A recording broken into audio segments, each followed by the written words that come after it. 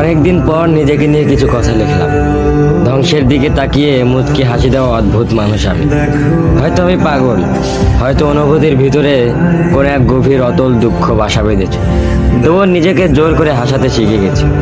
যেদিন ভেতরটা একবারে ভেঙে গিয়েছিল, সেদিনও বাইরে থেকে এক চিলতে হাসি মুখে নিয়ে সবার সামনে দাঁড়িয়েছিলাম।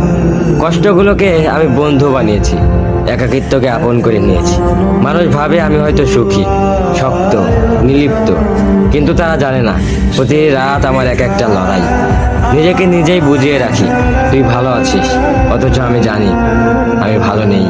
ভেঙে যাচ্ছি প্রতিদিন একটু একটু করে, আর এই ধ্বংস হওয়াটাকে যেন ভালোবেসে ফেলেছি। আমি সেই মানুষ যে হার মানার আগে হাসে, কারণ জানি কান্না দেখিয়ে লাভ নেই। পৃথিবী শুধু শক্তদের মনে রাখে, দুর্বলদের নয়। তাই আমি অদ্ভুত, আমি অনুভূতির আগুনে পুড়ে যাওয়া নীরব যোদ্ধা। আমার জীবন কোনো সুখের গল্প নয়, এটা নিঃশব্দ বিপ্লব, যেখানে হাসির আড়ালে লুকানো থাকে হাজারো না বলা কথা, ভাঙা স্বপ্ন, হারিয়ে যাওয়া আমি।